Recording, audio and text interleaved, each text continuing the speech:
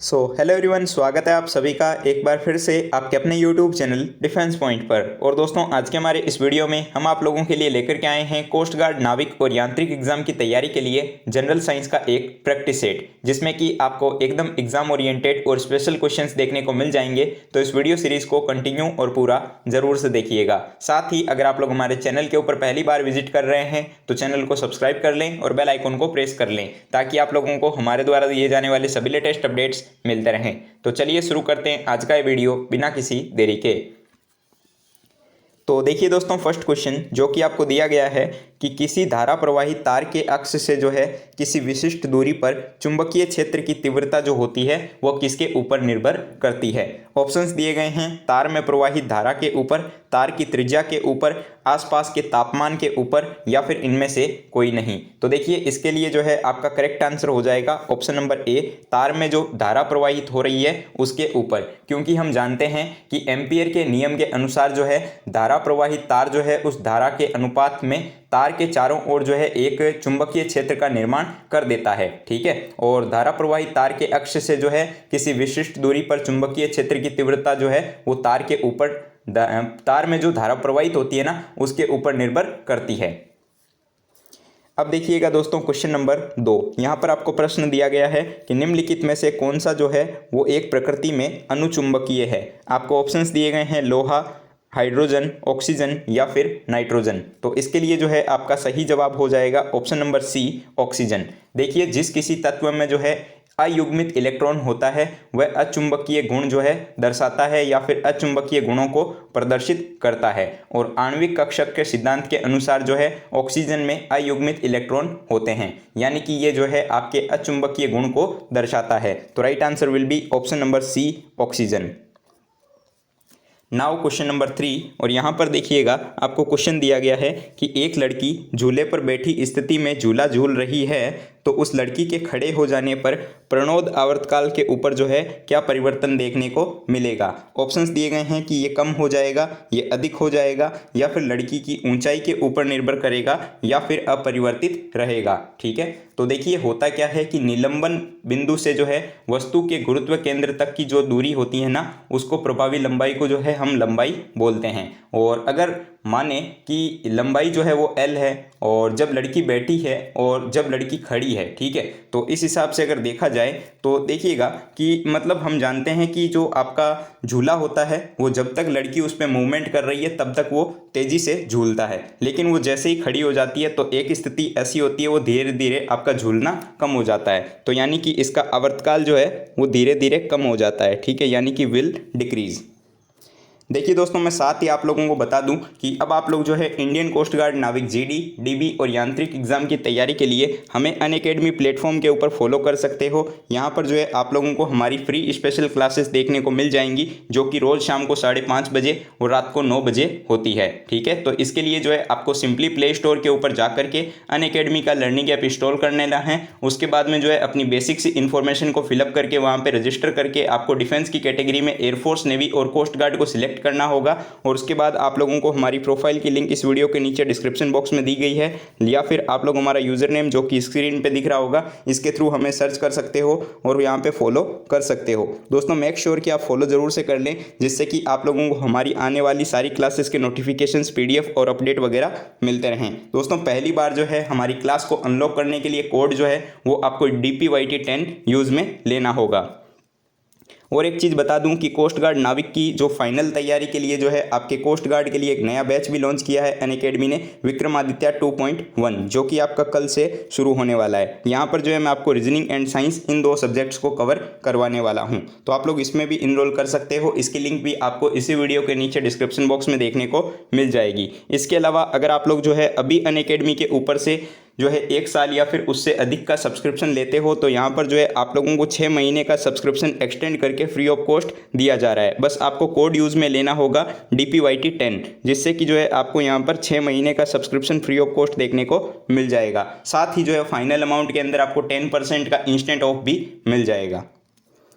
अब देखिए दोस्तों क्वेश्चन नंबर 4। यहाँ पर आपको क्वेश्चन दिया गया है कि ऊंचाई की जगहों पर पानी जो है वो 100 डिग्री सेंटीग्रेड के नीचे के तापमान पर क्यों उबलता है। ऑप्शंस हैं कि क्योंकि वायुमंडलीय दबाव कम हो जाता है और उबलने का बिंदु नीचे आ जाता है। ऑप्शन बी क्योंकि गुरुत्वाकर्षण कम होता है। ऑप्शन सी कि पर्वतों के ऊपर जो है भारी हवाएं बहती है उस कारण से, या फिर इनमें से कोई नहीं। तो इसके लिए जो है आपका सही जवाब है ऑप्शन नंबर ए। हम जानते हैं कि ऊंचाई बढ़ने पर या फिर ऊंचाई पर जाने पर जो है वायुमंडलीय दाब में कमी आने लगती है और जल का जो क्वथनांक होता है ना वो घट जाता है और जल जो है वो कम ताप पर ही उबलने लग जाता है। तो इसी कारण से जो है ऊंचाई पर जाने पर खाना भी जो है देरी से पकता है। ठीक है, तो right answer will be option A. Now question number 5 और यहाँ पे देखिएगा आपको क्वेश्चन दिया गया है कि एक द्रव जो है वो आरंभ में 4 डिग्री सेल्सियस तक ठंडा करने पर संकुचित होता है और आगे 0 डिग्री सेल्सियस तक जो है ठंडा करने पर प्रसारित होता है, वह द्रव क्या होगा। ऑप्शंस हैं एल्कोहल, जल, गलित लोहा या फिर पारा। तो हम जानते हैं कि पानी जो होता है वो आपके शुरू में 4 डिग्री सेंटीग्रेड तक ठंडा करने पर जो है संकुचित होता है और आगे 0 डिग्री सेंटीग्रेड तक ठंडा करने पर जो है वो प्रसारित होता है, क्योंकि हमें ये पता है कि 4 डिग्री सेंटीग्रेड पर जो है या फिर 4 डिग्री सेल्सियस पर जल का आपेक्षिक घनत्व जो होता है वो सर्वाधिक होता है। दोस्तों ये क्वेश्चन काफ़ी इंपॉर्टेंट है, तो इसको ध्यान में रखिएगा। और मैं जितने भी क्वेश्चन आपको यहाँ पे करवा रहा हूँ सारे एग्जाम ओरिएंटेड और स्पेशल क्वेश्चन हैं, तो इनको जरूर से देखिएगा। राइट आंसर हो जाएगा इस क्वेश्चन का option B. Now question number 6 और यहाँ पे क्वेश्चन है कि खाना पकाने के बर्तनों में लकड़ी अथवा बेकेलाइट का हैंडल यूज में लिया जाता है क्योंकि। ठीक है, तो देखिए कि ऊष्मीय कुचालक के जो पदार्थ होते हैं उनको यूज में लिया जाता है आपके हैंडल बनाने में। ठीक है, क्योंकि हम जानते हैं कि ऊष्मीय कुचालक वो पदार्थ होते हैं जो आपके ऊष्मा का संचरण अच्छी तरीके से नहीं करते हैं। ठीक है, और इस श्रेणी में जो है और लकड़ी और बेकेलाइट वगैरह आते हैं जो कि खाना बनाने के जो बर्तन होते हैं उसके हैंडल के रूप में लगाए जाते हैं ताकि आपका जो है हाथ जले नहीं। ठीक है, तो राइट आंसर हो जाएगा ऑप्शन नंबर ए कि लकड़ी और बेकेलाइट जो है वो ऊष्मा के खराब चालक होते हैं। ठीक है, तो अब देखिए दोस्तों क्वेश्चन नंबर 7 जो कि आपको दिया गया है कि किसी द्रव में जो है किसी पिंड का तैरना या फिर डूबना जो है वो किस चीज़ के ऊपर निर्भर करता है। ऑप्शंस दिए गए हैं कि केवल पिंड के द्रव्यमान के ऊपर, पिंड के द्रव्यमान और घनत्व के ऊपर, ऑप्शन सी पिंड और द्रव के घनत्वों के अंतर के ऊपर, या फिर ऑप्शन डी केवल पिंड के द्रव्यमान और आकार पर। ठीक है, तो इसके लिए जो है दोस्तों आपका राइट आंसर क्या हो जाएगा, तो देखिएगा कि द्रव का वो गुण जिसके कारण वे वस्तुओं के ऊपर जो है आपके एक ऊपर की ओर बल लगाता हो उसको हम उत्प्लावक बल बोलते हैं। ठीक है, और उत्प्लावक बल जो है वो द्रव के द्रव्यमान के ऊपर निर्भर करता है और किसी द्रव में जो है पिंड का तैरना या फिर डूबना जो है वो उस पिंड के द्रव्यमान और आकार के ऊपर निर्भर करता है। ठीक है, चलिए नाउ क्वेश्चन नंबर 8 और यहाँ पर आपको क्वेश्चन दिया गया है कि द्रव चालित मशीनें जो होती है ये इनमें से कौन से सिद्धांत पर काम करती है। ऑप्शंस हैं न्यूटन के सिद्धांत पर, जूल सिद्धांत पर, पास्कल के सिद्धांत पर, या फिर पलवन सिद्धांत। तो देखिए कि पास्कल के नियम के अनुसार जब भी किसी परिबद्ध द्रव में जो है दबाव आरोपित किया जाता है तो ऐसी स्थिति में जो है वह दबाव संपूर्ण द्रव में जो है सभी दिशाओं में समान रूप से संचारित होता है और इस सिद्धांत के आधार पर जो है द्रव चालित ब्रेक और लिफ्ट वगैरह जो होते हैं वो भी काम करते हैं। तो करेक्ट आंसर हो जाएगा ऑप्शन नंबर सी, पास्कल का सिद्धांत। नाउ क्वेश्चन नंबर 9 और यहाँ पर देखिएगा आपको एक छोटा सा न्यूमेरिकल दिया गया है जो कि आपके कोस्ट गार्ड नाविक एग्जाम में प्रीवियस ईयर में भी आ चुका है। तो यहाँ पे क्या कहा जा रहा है कि एक सुरंग में 100 वाट क्षमता वाले 5 बल्ब जो है वो लगातार 20 घंटे तक जलाए जाते हैं, तो संपूर्ण विद्युत खर्च जो है वो क्या होगी। ठीक है, तो देखिएगा इसके लिए फॉर्मूला होता है वाट इंटू आवर। ठीक है, वॉट इंटू आवर अपॉन 1000। तो वॉट कितना है यहाँ पर, तो बल्ब जो है वो 100 वाट का है तो ये आपका हो जाएगा 100। ठीक है, इनटू कितने घंटे तक, तो 20 घंटे तक जलाया जाता है, अपॉन में आ जाएगा आपका 1000। ठीक है, जब इनको सॉल्व किया जाएगा तो आपके पास में वैल्यू आएगी 2। ठीक है, क्योंकि ये 2 यहाँ से कट जाएंगे और ये जो है यहाँ से कट जाएगा 0, तो यहाँ पे 2 बचा। अब देखिएगा कि 5 बल्बों के जलने पर जो है कुल विद्युत खपत कितनी होगी, तो हम 5 को जो है मल्टीप्लाई कर देंगे 2 से, तो ये हो जाएगा आपका 10 यूनिट। ठीक है, तो करेक्ट आंसर हो जाएगा option number C. Now question number 10 और यहाँ पर देखिएगा क्वेश्चन दिया गया है कि निम्नलिखित में से कौन सा एक विद्युत ऊर्जा को प्रकाश ऊर्जा के अंदर रूपांतरित नहीं करता है। ठीक है, ऑप्शंस हैं मोमबत्ती, प्रकाश उत्सर्जक डायोड, लेजर, या फिर टेलीविजन सेट। तो देखिए मोमबत्ती के जलने पर जो है रासायनिक ऊर्जा जो होती है ना वो प्रकाश ऊर्जा के अंदर रूपांतरित होती है, ना कि विद्युत ऊर्जा को प्रकाश ऊर्जा में। ठीक है, तो करेक्ट आंसर हो जाएगा ऑप्शन ए। अब देखिए क्वेश्चन नंबर 11 और यहाँ पर क्वेश्चन है कि यदि पृथ्वी का गुरुत्वाकर्षण बल अचानक से लुप्त हो जाए तो निम्न में से कौन सा परिणाम सही होगा। ठीक है, तो देखिए कि यदि पृथ्वी का जो गुरुत्वाकर्षण बल है वो अचानक से लुप्त हो जाता है ना, तो आपके वस्तु का भार जो होगा वो शून्य हो जाएगा। ठीक है, वस्तु का भार जो होगा वो शून्य हो जाएगा, लेकिन द्रव्यमान जो होगा ना वो आपका सेम रहेगा, यानी कि उसमें कोई परिवर्तन देखने को नहीं मिलेगा।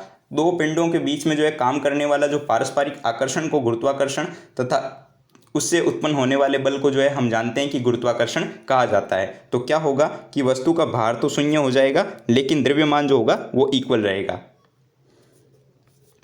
अब देखिए क्वेश्चन नंबर 12 और यहाँ पर क्वेश्चन है कि एक ट्रेन जैसे ही चलना आरंभ करती है तो उसमें बैठे हुए यात्री का सिर जो होता है वो पीछे की ओर झुक जाता है, इसके पीछे क्या कारण है। ठीक है, तो देखिए कि जब एक ट्रेन चलना प्रारंभ करती है तो उसमें बैठे हुए यात्री का सिर जो है वो पीछे की ओर झुक जाता है, इसका कारण होता है स्थिरता का जड़त्व है। ठीक है, जो आपका इनर्शिया होता है स्थिरता का, उसके कारण ऐसा होता है। ठीक है, तो करेक्ट आंसर हो जाएगा option number A, inertia of stability, यानी कि स्थिरता का जड़त्व है। नाउ क्वेश्चन नंबर 13 और यहाँ पर क्वेश्चन है यदि एक लघु वर्षा बूंद वायु से होती हुई गिरती है तब। ठीक है, तो देखिए कि जब एक लघु वर्षा बूंद जो है वो वायु से होकर गिरती है तब उसका वेग जो होता है वो कुछ समय के लिए बढ़ता रहता है। ठीक है, लेकिन कुछ समय के बाद में जो है शयान बल और उत्प्लावन बल के कारण जो है वह नियत वेग से चलने लगती है, जिसको हम सीमांत वेग बोलते हैं। तो करेक्ट आंसर हो जाएगा इसके अकॉर्डिंग ऑप्शंस में से ऑप्शन सी, कि उसका वेग जो है कुछ समय के लिए बढ़ता है और फिर जो है एक समान हो जाता है। नाउ क्वेश्चन नंबर 14 और यहाँ पर क्वेश्चन दिया गया है कि ब्लीचिंग पाउडर का रासायनिक नाम क्या होता है। तो दोस्तों हम जानते हैं कि ब्लीचिंग पाउडर का रासायनिक नाम जो है वो कैल्शियम हाइपोक्लोराइट होता है। ठीक है, जिसको हम लोग CaOCl2 के द्वारा लिखते हैं। तो right answer will be option number C, calcium hypochlorite. Now question number 15 और यहाँ पर आपको क्वेश्चन दिया गया है कि मिल्क ऑफ मैग्नीशिया के रूप में बाजार में से लाए जा रहे प्रति अम्ल का मुख्य तत्व क्या होता है। ठीक है, तो देखिए मिल्क ऑफ मैग्नीशिया जो है ये एक प्रकार का अकार्बनिक यौगिक होता है और मिल्क ऑफ मैग्नीशिया का रासायनिक सूत्र जो है वो आपका MgOH2 होता है, जैसा कि आपको ऑप्शन बी में दिख रहा होगा। इसी को जो है मिल्क ऑफ मैग्नीशिया कहा जाता है, क्योंकि ये जो है जल में घुल करके दूध के जैसा दिखाई देने लगता है। ठीक है, नाउ क्वेश्चन नंबर 16 और यहाँ पर आपको क्वेश्चन दिया गया है कि जंक लगना क्या होता है। ठीक है, ऑप्शन हैं विद्युत अपघटन, ऑक्सीकरण, रेडॉक्स अभिक्रिया या फिर अपचयन। तो इसके लिए सही जवाब हो जाएगा कि जंक लगना जो है ये आपकी एक रेडॉक्स अभिक्रिया है। ठीक है, रेडॉक्स मतलब क्या होता है, रिडक्शन प्लस ऑक्सीडेशन। ठीक है, यानी कि इस अभिक्रिया में ऑक्सीकरण और अपचयन दोनों क्रियाएं होती है। नाउ क्वेश्चन नंबर 17 और यहाँ पर आपको क्वेश्चन दिया गया है कि सौर प्रकाश में सर्वाधिक सामान्य प्रकाश की जो है विकिरण ऊर्जा जो कि मनुष्यों के त्वचा की जो है धूप ताम्रता का कारण होती है वह क्या कहलाती है। ठीक है, तो इसके लिए दोस्तों सही जवाब हो जाएगा आपका ऑप्शन नंबर ए, पराबैंगनी विकिरण। मनुष्यों में जो है त्वचा की धूप ताम्रता सौर प्रकाश में उपस्थित पराबैंगनी विकिरणों के कारण होती है। ठीक है, और सूर्य पराबैंगनी किरणें का जो होती है ये इसी का प्रमुख स्रोत होती है। तो इसी से जो है हमारी रक्षा करती है ओजोन परत, जैसा कि आप सभी को पता ही होगा। नाउ क्वेश्चन नंबर 18 और यहाँ पर आपको क्वेश्चन दिया गया है कि निम्नलिखित में से कौन सा एक रासायनिक परिवर्तन के द्वारा प्रकाश उत्पन्न कर रहा है या कर सकता है। ठीक है, तो इसके लिए जो है सबसे बेस्ट एग्जांपल या सही ऑप्शन जो है वो हो जाएगा आपका सूर्य। ठीक है, क्योंकि हम जानते हैं कि रासायनिक परिवर्तन में एक नया पदार्थ बनता है और ये जो है एक स्थायी परिवर्तन होता है। सूर्य पर जो है प्रकाश नाभिकीय संलयन अभिक्रिया के द्वारा उत्पन्न होता है, जो कि आपका एक रासायनिक परिवर्तन है। तो करेक्ट आंसर हो जाएगा सन, यानी कि सूर्य। नाउ क्वेश्चन नंबर 19 और अब देखिएगा क्वेश्चन क्या है कि समुद्र के जल को किस प्रक्रिया के द्वारा शुद्ध किया जाता है। ठीक है, तो ऑप्शन हैं आसवन के द्वारा, वाष्पन के द्वारा, फिल्ट्रेशन द्वारा या फिर प्रभाजी आसवन के द्वारा। तो सही जवाब हो जाएगा आपका ऑप्शन नंबर ए, आसवन के द्वारा जो है समुद्र के जल को शुद्ध किया जाता है। ठीक है, इसमें क्या होता है, तो आसवन की विधि में किसी भी द्रव का जो है वाष्पीकरण तथा संघनन किया जाता है, जिससे कि द्रव की अशुद्धियाँ जो होती है वो अलग हो जाती है। ठीक है, चलिए नाउ क्वेश्चन नंबर 20 जो कि आज के इस वीडियो सीरीज का लास्ट क्वेश्चन होने वाला है। तो क्वेश्चन दिया गया है कि धारावाहक चालक का संबंध किसके साथ होता है। तो ऑप्शन हैं चुंबकीय क्षेत्र से, विद्युत क्षेत्र से, विद्युत चुंबकीय क्षेत्र से या फिर विद्युत स्थैतिक क्षेत्र से। ठीक है, तो देखिए धारावाहक चालक जो होता है ना, ये चुंबकीय क्षेत्र से संबंधित होता है और विद्युत धारा तथा चुंबकीय सामग्री के बीच पड़ने वाले चुंबकीय प्रभाव को जो है चुंबकीय क्षेत्र कहा जाता है। ठीक है, और चुंबकीय क्षेत्र की बात करें तो एकांक क्षेत्रफल से लंबवत गुजरने वाली चुंबकीय फ्लक्स जो है उस क्षेत्र का चुंबकीय क्षेत्र कहलाता है। तो right answer will be option number A, magnetic field. तो दोस्तों आज हमने आपको 20 क्वेश्चंस बताए हैं। आई होप कि आपको ये सारे क्वेश्चन समझ में आए होंगे। अब एक क्वेश्चन आप लोगों के लिए है क्वेश्चन फॉर यू सीरीज में, तो इसका राइट आंसर क्या होगा आप नीचे कमेंट बॉक्स में बताइएगा। तो आपके लिए क्वेश्चन है कि एक अंतरिक्ष यात्री को अंतरिक्ष में से जो है आकाश कैसा दिखाई देता है। आपके लिए ऑप्शन हैं बैंगनी, लाल, नीला या फिर काला। तो इसका जो सही जवाब होगा वो आपको नीचे कमेंट बॉक्स में कमेंट करके बताना है। तो आज के इस वीडियो में इतना ही दोस्तों। उम्मीद करता हूँ वीडियो पसंद आया होगा, तो लाइक कीजिएगा, चैनल को सब्सक्राइब कीजिएगा और अपने दोस्तों के साथ में शेयर करना बिल्कुल भी मत भूलिएगा। मिलते हैं हमारे एक नए वीडियो के अंदर, तब तक के लिए बाय बाय एंड जय हिंद। Take care all of you. Thank you so much.